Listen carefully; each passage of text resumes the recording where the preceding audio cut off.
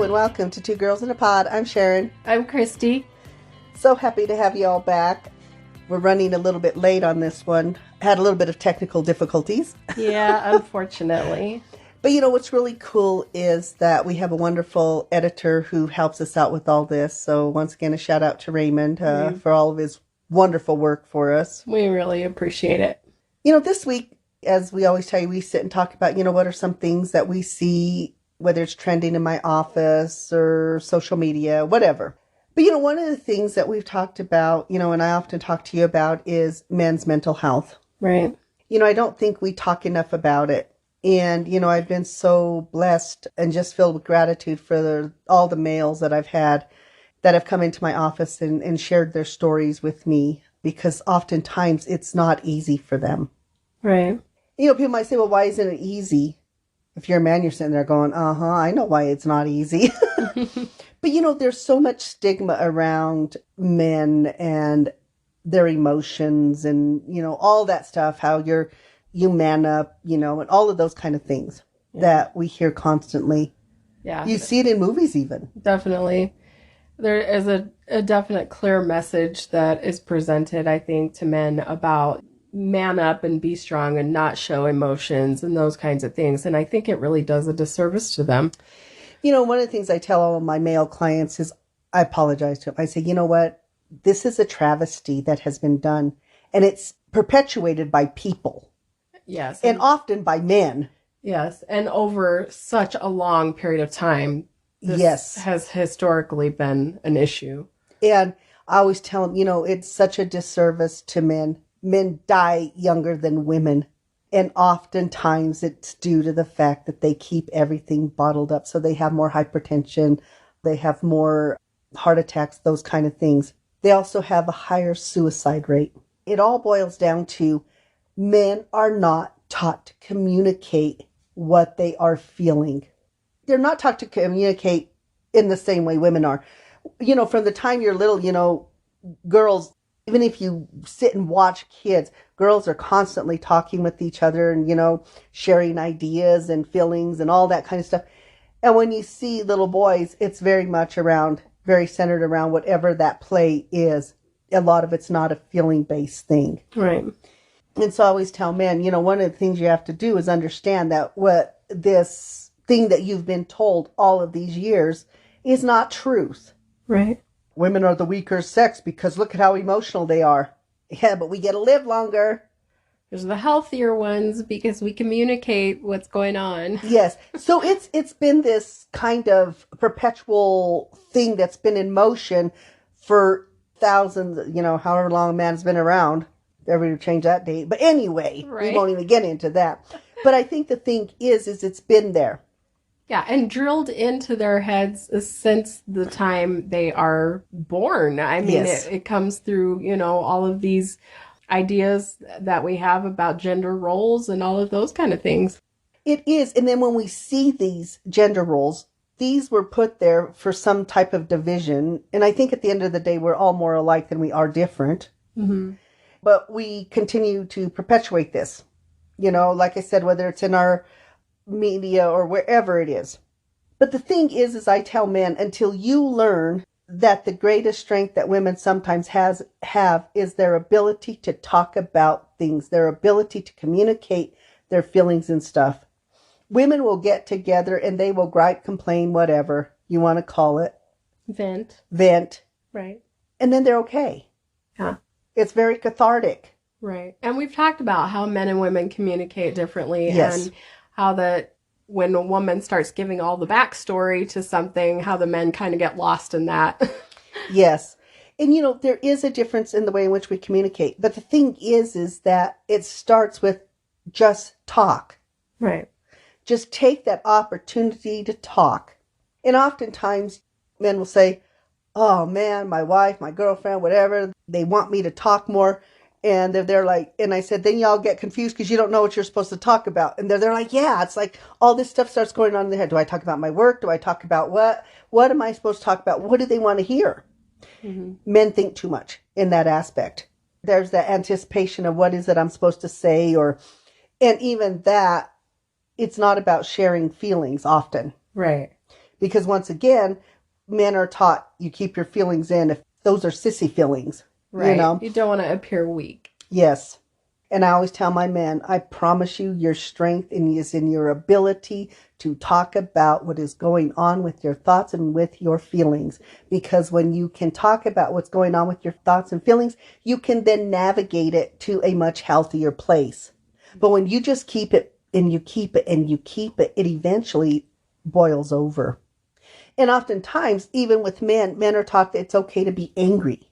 Yeah. It's okay to have those kind of behavior. Even though you get in trouble for them, it's still more acceptable to see a man go punch a wall than it is to see him sit and cry. How many times do you hear that saying, boys will be boys, and things like that? And those are contributing factors as to why we are where we are today. Absolutely. The thing is, though, is women want their husbands, fathers, brothers, uncles, whatever they are, to be around for a long period of time. They want them on that long journey. But what happens is men often die younger than women. And even when women die younger before men often don't live much longer afterwards unless they get into another relationship very quickly. Right. Because that woman still, there's that emotional piece to it. Mm-hmm. Okay? And this is not a criticism. This is not saying men are bad or women are good and men are good. It's none of that. This is an observation that I have made. This is something that I think we need to talk about, and we need to stop putting men in this box, because then we sit there and we say, oh my God, why is the suicide rate so high for men? I was reading an article. One of the things they talked about in that article, when they're looking at this research now, it is men's lack of communication. Here's just a few little stats. The age-adjusted suicide rate in 2020, 13.48, 100,000 individuals. The rate of suicide is the highest in middle-aged white men. In 2020, men died by suicide 3.88 times more than women. Those are just a few of the stats. But listen to that. Right. It shouldn't be happening. It shouldn't be. And oftentimes you'll see, these successful men, but also they're putting unnecessary pressure on themselves of what it's like to be successful. Society has set this bar for what success looks like. And in that bar, it's you work more, you work harder, you make more money, and it's this constant thing that continues to happen. Yeah. And it is a disservice. And more women are doing that now that you have we have more women who are raising their own kids and stuff like that. You're seeing that even in women, the stress levels have gone up. Right. And what we're seeing a lot in men is anxiety. They don't know what it is, but when you talk about it, when I talk to men, they're like, oh, I've always got like lots of thoughts going on in my head, because they're trying to navigate everything, which is still creating an anxiety. They're just not able to identify it as anxiety. And then as we sit and talk, they're like, oh, that's what oh my God, yeah, I am anxious. I worry about how many hours I'm going to work. So there's a lot of anxiety that happens. Right. And that's not to say, everybody is under pressure, especially nowadays. But I feel like this is a critical issue that needs to be addressed, because you can see how it has played out over time, that there's so much pressure on men to maintain. So there's just been a lack of effective communication in general, but that is something that definitely needs to be addressed with them. Well, and I think so. And, one of the things is that even when I'm talking to men, oftentimes they'll say about, they're coming into me because they have some anger issues. And then, as we start to break it down, I'll be there like, you were frustrated, but it manifested in a behavior that looked like anger. But you didn't know how to explain you were frustrated. So when somebody prescribes it as anger, you just say, okay, I'm angry. Like the example that you had used about the little kid. I was working with he was a little tyke, and his parents were in there one day, and they came in, and the little boy comes in and goes and he kicks my couch. And, the parents are starting to get upset, and they're like, why are you so mad, about being angry? And I said, wait. I said, let's talk to him for a minute. So I said, hey, come on over here. So he comes over and I says, well, did my couch do something to you? And he looks at me and he smiles and goes, no. I says, well, then why did you kick my couch? And he goes, I'm really sad. And I says, well, honey, why are you sad? And his little friend was moving. And he was missing it. He was going to miss his friend. He only had one. So that was really, really relevant and important to him. Right. But once again, his behavior to anybody looking, they would have prescribed that he was angry instead of having that communication with males. Right. Are you angry? Are you frustrated? Are you overwhelmed? Right. What's going on? And I think that happens a lot, and people just automatically prescribe an idea to it. You just label it right away instead of having that conversation and finding out what's really going on. Exactly. And oftentimes, I think this is the other thing. People will ask, not just males, but more, we're talking male here, but they'll say, what's wrong? Are you mad? No. Well, what's wrong? I don't know. And once again, that can be a very, very true answer. Yeah. Because I think that sometimes people can ask me, or, I don't know, I'll have that, is something going on? And I'll be there like, I don't know. And then I'll stop and think about it. Well, what is my behavior? Or why are you asking me that? And you might say, oh, well, you seem a little off, or I'll say that to you. And then you can stop and think about it. And sometimes you'll ask someone something like that, and it's like the more you ask them, the more upset they get. And maybe they aren't able to identify what's really happening. There is an internal feeling that something is amiss, but maybe they don't know what it is. And so when you ask them, is something wrong? Well, no. Are you sure nothing's wrong? And it looks like something's wrong. Yeah. I'm telling you, nothing is wrong. Maybe you really don't know what's wrong. And if the person says, I don't know. Well, how can't you know? I get that. I hear that often. And especially with kids. I will hear parents ask kids that, and they're like, I don't know. Or why did you do that? I don't know. That's often the true answer. Right. They don't know. And we talk about this all the time. When you see those little pictures with all of the faces and all the expression and all the emotions with them. And some of those, I'm there like, I don't even know what half of that is. How would I describe that? Right, yeah. Sometimes I'll see, emojis on the phone and I'm thinking, what is that face supposed to be expressing? Because I don't get it. Then you have to go look for the confused one to send that back. Because now I'm confused by your emoji. Yeah. But oftentimes, we'll ask people, well, what are you feeling? And sometimes maybe it's not sad. Maybe it's melancholy, but they don't know what that means. Right. Maybe it's a little bit void. There's all of these different things that it can be, but they know it's not sad. So when you say, are you sad? No, I don't know. And that's because it's not exactly the word or their definition of that word. So then we get into this thing of semantics and trying to understand, somebody else prescribed what these emotions are. Right. Because words. And there's variations of them. Right. Words they're pointers. And we don't always have the exact words to describe some things. And sometimes we don't even know where these feelings come from. We've talked about sometimes you have a bad dream and you don't even remember what the dream was, but you wake up and there's this feeling underneath that you feel unsettled or out of sorts or something like that. And you don't even know what it's from. So you can't match up a thought to it and think, well, this is what's going on. This is what's wrong. It's just there. It's a feeling. It's kind of just sits there.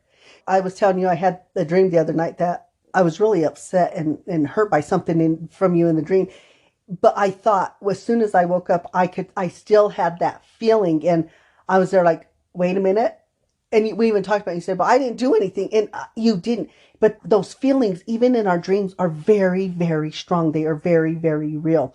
That's why I told her right away about it, so that I wouldn't have this lingering feeling and then be upset about something that she has no power and control over. Yeah. But how many times I will hear that from couples, oh, I was so mad at you in my dream, and they're still mad. Right. It's become so real because that feeling is still sitting there.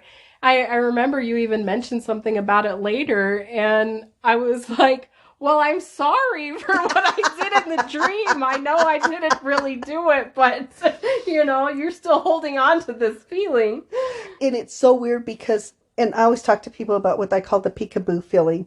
And it's kind of like you have the feeling and so you're having the emotion around it or whatever, and then it kind of hides. But that feel is still there. It lingers. And it's almost like it's almost like, okay, I almost know what it is. I almost know what it is. And then just when you're about to grab it, it moves, you know? So I think there's a lot of that takes place too. So there's so much stuff that's going on. And then so you have men who are being told, talk about that. Mm-hmm. You don't cry like a baby. You don't do this. You don't do that. And like I say, a lot of it comes through those gender roles that we prescribe to people from very young. We've talked about how, with kids, they have imaginations and they play. And sometimes parents are not okay with how they play. It's because I always tell people, whenever you're looking at children, part of the problem is that you look at them from your adult perception. Mm-hmm. And I have had it where I've worked with little kids in different arenas, and, they have what's called the dress-up corner, and they'll have the little fireman and the policeman and the mailman and the doctor, and then they'll have all the princesses and all that. And I very rarely will hear if the little girl dresses up as the policeman or the fireman or any of that, people being offended by it.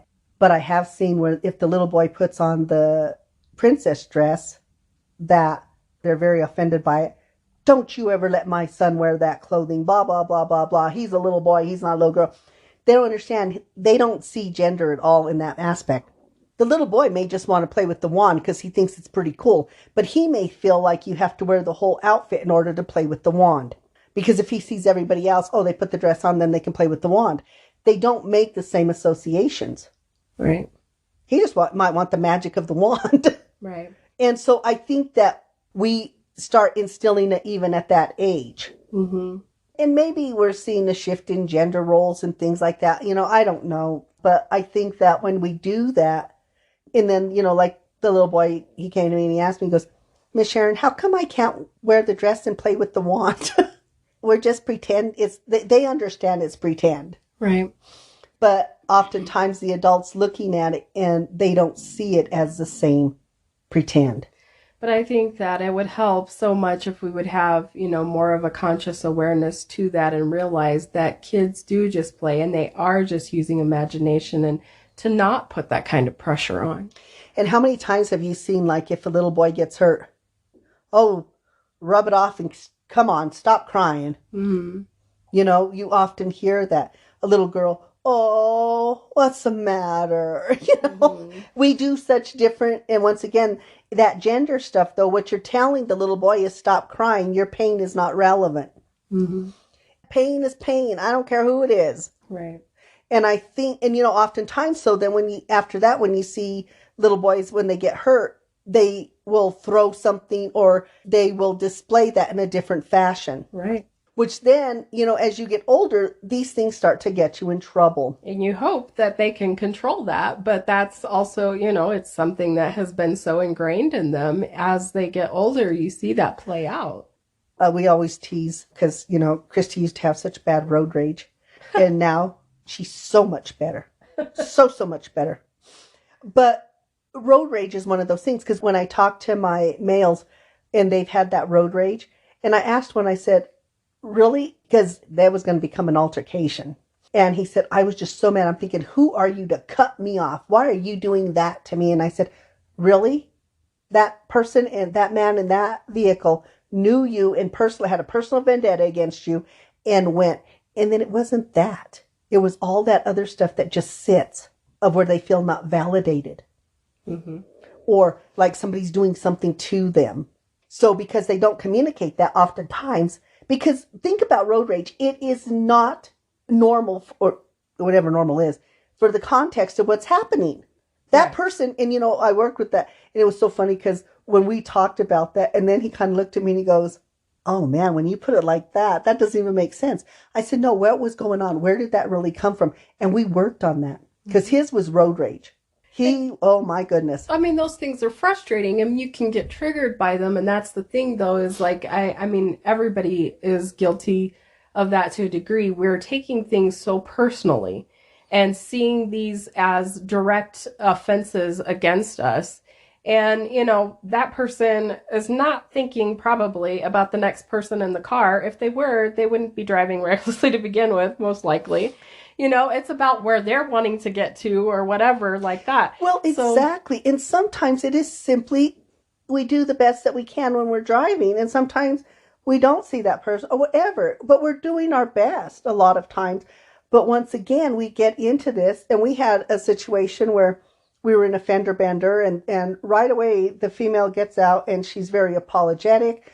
We're not angry. We're just there like, is everybody okay? We exchange information, and we were off on our way. Right. And I mean, we were on our way to an appointment in that, and we could have, gone with that and been emotionally charged and really, attacking and that. But it served no purpose. It served no purpose. We had somewhere to be. I'm sure she did too. And she was very, gracious. And it's like, why do I have to be angry? Accidents happen. That's why they're called accidents. Yeah. But then we have a situation where we're driving and Christy is shifting lanes. And so she has the right of way, and there's a on-ramp and so that person has to yield. Well, the guy doesn't yield. Yeah. So he thinks Christy cut him off. Well, no, you have a yield. But maybe he didn't see the yield. I don't know. He's honking at us, and then he follows us to the stoplight. He's yelling. He's raging. And I'm just looking like, dude, no harm, no foul. You could have, no accountability.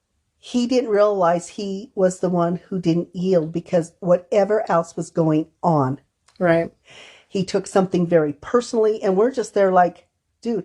But then it did cause a little bit of dysregulation even with us, because it's like, whoa, that is so much anger. Right. You could see it all over him. I mean, he was pointing, he was yelling, and his other hand was gripped onto the wheel and just raging. Yeah. And I'm thinking, he needs to learn to communicate. Those just lead to senseless, things. Sometimes senseless acts of violence. Yeah. Because we get so involved in that rage. And this is what I also work with my clients on, is when you have that moment, what you do is you keep feeding it. When you're angry, and I'll even ask them, are you just thinking about that? And sometimes they'll say, well, no, and this person did this, and this person. And now it's just building and building until it explodes. It's that lack of communication. It's that lack of being able to slow it down. And I work with people on, in our brain, there is a nanosecond between the thought, our feeling, behavior. Okay? And one of my clients, he loves that. He goes, oh my goodness, he had a little bit of anger issues too. That's why he came to me. And he goes, that is so weird. He goes, you actually, if you focus and pay attention. And he goes, I've really not had anger to the degree that I did. He says, now when I get angry and upset, but he's also learning to communicate more. If something's going on, he just talks about it, and he's realizing, and when I work with my male clients, it's male and female. I don't care in that case. I really work with the importance of communication. Communication is our foundation. As reading is the foundation for everything we do, from math, sciences to everything. If you can't read, you can't do those other things. You have to know how to read. Well, you have to know how to communicate. You have to know how to communicate what's going on with you. Mm-hmm. Or you have to even know how to communicate what you're expecting from somebody else. Right. And that helps keep down anxiety. It helps with all of those different things that are going on. Women suffer from depression at a higher rate than men. But yet we don't have the same rate of suicide even with that. Right. Once again, I think that we get to that place where people think, I'm just angry. There's nothing that's going to happen. There's nothing I can do. And you fall into this black hole, not understanding that one of the things that we do is the way in which we truly communicate what is going on with us. Mm-hmm. And that's scary sometimes. Yeah. I think for people in general to sit down and really talk about what's going on internally with us, whether it's our fears or those emotional things that are going on, I think that can be really scary. Sometimes because that means I have to acknowledge that this is happening. But the other thing is to trust that the other person is going to listen and have empathy for me. Listen without judgment. Yes, to actively listen and to truly hear what it is I'm saying. Oftentimes, men will tell me, I don't feel validated. Right. I don't feel like what I'm doing matters. So they're talking about a behavior and not understanding the behavior can translate to different things. So even when I did the parenting class, when I would tell people, how do your children know you love them? moms, well, I tell them, I hug them, or this, that, or the other. And the man, I go to work, I make sure, that their electronics work or blah, blah, blah, blah, blah. And I said, well, how does that tell somebody you love them? And they'll pause and they'll go, well, what do you mean? I said, that's a behavior, but how do you tie that in? It's because internally, I'll make sure his bike tires are filled up or whatever it is. Mm-hmm. Well, a mechanic can do that, and a mechanic doesn't love you. The neighbor can do that. Yeah. Do you see what I mean? Just because you're doing it from a place of love doesn't mean that other person understands that. Yes. Once again, just as the little boy's behavior looked like anger, but it was hurt. Right. So that's why it's important to communicate to help them understand those behaviors. Mm-hmm. And also to help men understand that oftentimes what they're dealing with is not necessarily anger. But we will identify it as anger. Frustration quickly turns to anger and upset. When I am frustrated when we get to that place of frustration where we feel like the other person is not understanding us or the situation or whatever it is, when you kind of feel like you're trying to explain it and the person's not listening because they're busy, they're not listening with intention or actively listening, they're listening to answer and respond. Mm-hmm. And that's where we see a lot of breakdown in communication. Men and women, I see it often with them. When I'm doing couples counseling, they'll come in and the wife will say, I was talking to him about my boss at work, and right away I know what happened. I said, he went to say, well, this is all you have to do. She goes, I don't need him to tell me what to do. And I said, then that's how you have to start the conversation. You have to say, I just need to vent to you. I don't need any help. I just need to vent. And believe it or not, they'll sit there and say, okay. And they will listen to you vent. Mm-hmm. But if you come to them and you tell them, oh my God, the kids misbehaved so bad today and blah, blah, blah. Well, I'll take care of that. Well, from now on, you just have to do this, this, and this. And now the fight's on. Right. That's a miscommunication. But I also tell women, you need to speak with intention as well. Say what is relevant and important in order for the other person to hear it. Right, because if you start with a lot of backstory, which a lot of women will, just by, nature, we do talk. But I think that's part of the problem, because then the men get lost in all of that backstory and don't even realize what the point is. And like you say, they want to fix things. So, and how much frustration I will see when I'm doing couples and they're talking to each other and I'm just kind of sitting there listening and looking at them, and I'll be there like, excuse me. They'll be there like, what? I said, do y'all understand you're saying the same thing? No, we're not. And then I'll repeat it for them, how they're saying it. And then they're like, oh. But it's that we're not listening. We're communicating. And I always tell people are communicating the best that they can with the knowledge that they have right at that moment. But I think the biggest disservice that we do is we are not teaching communication skills around feelings.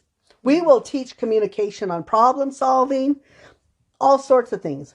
Yeah. But we are not teaching communication on an emotional level. Mm-hmm. When you're in an emotional place, it's like you say, a lot of times people are listening with the idea of what they're going to respond with right away. There's so many assumptions that are made in doing that because you're not really hearing what the other person is saying. You're just assuming maybe based on past behavior or those kinds of things. So you formulate an answer before you actually even hear the real message. Exactly. It's interesting. There are some schools that are doing like a social emotional building and stuff like that and looking at that emotional intelligence and stuff. And it baffles me that there are people who are opposed to this. They are fighting this in school systems. It's not the school's responsibility to teach our children how to be emotionally strong, blah, blah, blah. That starts at home. Then do it at home. Right. But guess what? Your kids are with teachers more than they are with you. And there are definite problems popping up in schools around this. Yes, we are seeing more anxiety in kids than we've ever seen before. Depression. We are seeing more emotional dysregulation in our children. And it's because, once again, and a lot of that, and even we're seeing a little bit of that more in females, a little bit now. These are kids who are born into an age of electronics. So there's a little bit of difference. We don't know what that's going to look like yet until a few years down the line. Mm-hmm. I think people are there like, there's some talk about it in the world of therapy and stuff like that. But we don't know what that's going to look like. But we can already see that this lack of communication or effective communication is definitely playing out as aggression a lot of times. It absolutely is. And once again, we've got to stop as a society saying it is okay for men to only show aggression. That is so crazy. And I get it. I get when frustration levels get to a high point. I get when there's all kinds of stuff that can happen, whether it's frustration or all those other little emoji things and all that stuff that's going on that people don't really know how to identify. We know that sometimes that does lead to anger. Mm-hmm. But just because you're angry does not mean you have to have a behavior. You are in control of those behaviors. But oftentimes, well, I can't control myself. Well, who can? Because if you don't control yourself, somebody else is. Mm-hmm. Whether it's in school, whether it's the principal and the teachers or the ISS or expulsions, whatever. Or if it's road rage and all of that and it gets too far, the law. So you're giving up your control and power to some outside entity. Mm-hmm. And when we do that, then there's that internal anger like, oh my God, why did I let that happen? Yeah. Because then you have those repercussions that come back on you, and it was based on acting on those emotional outbreaks. And I think that's where we start to have this thing. And, I'm very fortunate because I do have some families who I've seen the moms come in. So I've seen the little ones since they were babies. Mm-hmm. Well, they're like sponges. So they listen how we talk in therapy. They'll be playing and stuff. And I'll play with them, because I love to build things. But it's really interesting because as those kids age and I hear them and the parents continue to talk with them about, no, baby, use your words. Let me know what's going on with you. So they're continuing that thing. And I see that with them. And it's amazing to even hear that vocabulary. Like the little boy who's he's out talking to Christy one day because I'm in with Mom. And he's built something or he can't fix it. He was trying to build a house or something out of the blocks, and he asked for help. Because he was frustrated. Yeah, he was a little bit frustrated. And then I told him, I says, you can do it. I know you can do it. And he says, well, I'm doing my best. So he used his words instead of letting that frustration build like you often see. Yeah. And even when we're in there, I'm building stuff, and like I said, I cannot tell you how many times they'll say, build me a castle, build me this, and I will be putting on that last one, and they will come and kick it down. And the parents, oh my God, I said, wait a minute, leave it alone. But you weren't even, I said, I don't care. I can rebuild it. And that's what I teach them. If they're working on something and it falls down, they'll start to get really up. They're like, oh, guess what? They're blocks. We get to rebuild it. And that's such an adult response because we stay in such a serious mode and it's hard to get into that mind of play and pretend and realize that it is not such a serious situation. And I will tell you, it is mostly the little boys who will kick down my stuff. I'll have little girls, but it's rare that I have them as much as I do the little boys. As soon as I'm about to complete that, they will knock it down. Yeah. And sometimes, doesn't that make you angry? And they're like, why? We're playing. Yeah. They make the rules. Who cares? I can build something 30 times, I feel like, in some sessions. Don't care. But the thing is what I work with, when I worked with kids, and particularly little boys, because oftentimes they were in there because they were acting out issues. But I would see that they would start building in that frustration when it wasn't just right. Mm-hmm. They're like, hey, you don't get to be mean to Miss Sharon's toys, or we don't get to play with them. I said, it fell down. What do we do? Build it again. And, you could see that. Uh-huh. We call it the Ghana. But even at that, the play is about the process. Exactly. You're not going to finish the product and keep it there forever because you're going to rebuild something else with it. Mm-hmm. And that's what I always tell them. Guess what? We can make and unmake and make and unmake. And then we start to see a change in those behaviors. But we cannot change aggressive behavior with aggressive behavior. And oftentimes when you see men, and I've had this in my office where they do their posturing and stuff because that's what they're taught. Mm-hmm. That's what they're taught. Now, I will see that sometimes. Thank goodness it's not often in my office, but I've had occasion and I'll have two men who are getting ready to go at it, and I'm there like, no, you both need to pause. And they're angry. Mm-hmm. But what I do, how I remain, is they pick up on that energy. And one had to leave and take a walk. Well, then go leave and take a walk. Come back when we can do this again. Mm-hmm. Do you see what I mean? That's what I'm saying. Communication is more than one person. How I'm reacting and responding when somebody's speaking to me is important. Right. We talked about that effective communication, but there's also that active listening. Yeah. And listening with intention. And how many times men are just told to man up, mm-hmm. And just take it, just deal with things, and not talk about it.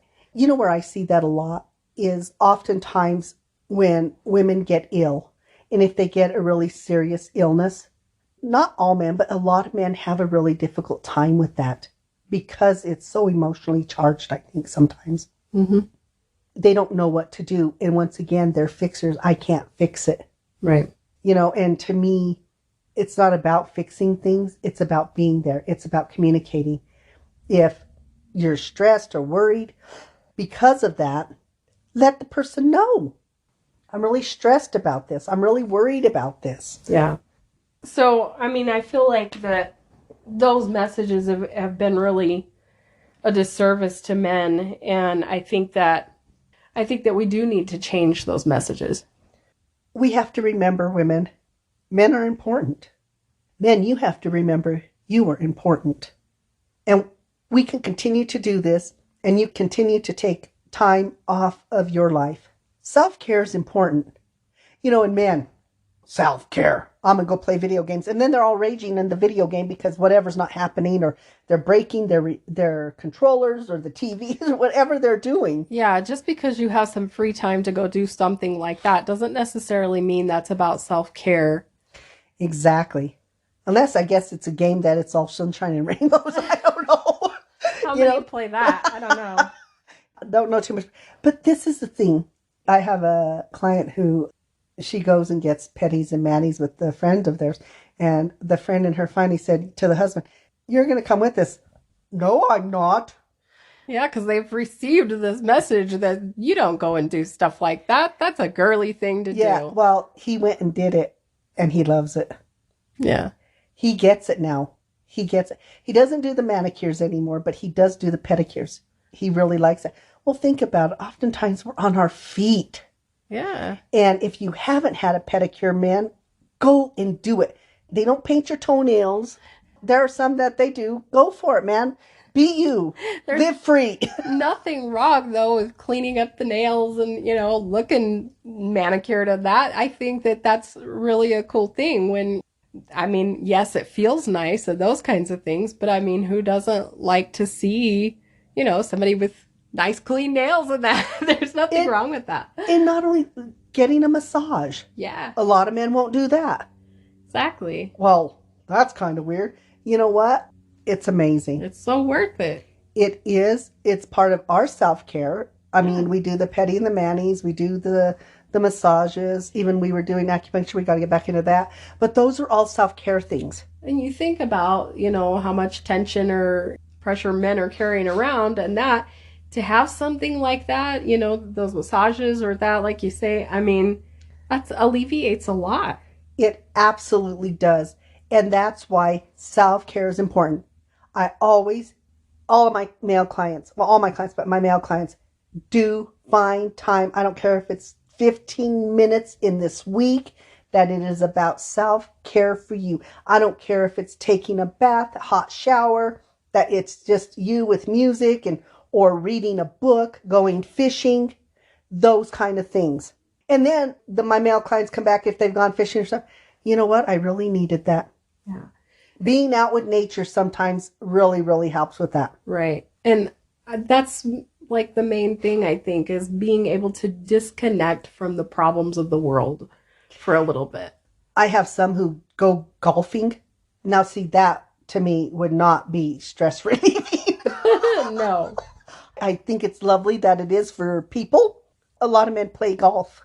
They'll talk about that, just the walking and the camaraderie And all of those things are super important. And I think that's what we're talking about. Building those relationships, having those friendships. How many times I'll ask men, well, who are your friends? Well, I really don't have any. The people I work with, or the people I'm online with, but it's not those people that they're actually engaging with and doing things with. At a job and where there's sometimes negativity and things like that going on. I know you recently read an article, something about the relationships that you build, making the longevity even better. Yes. They were talking about what they are seeing as a really big contributing factor to longevity is our relationships, but it also ties into communication. Exactly. So communication was a big piece of it, and having those long-term relationships, or even just strong relationships where people are talking and communicating with each other.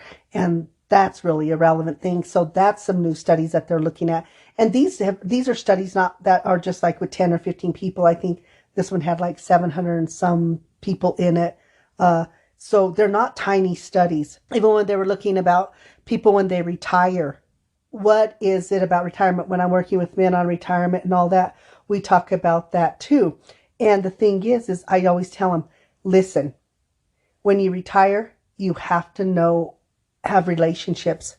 And a lot of times they'll say, I'm having a hard time maintaining those relationships because most of them were work related.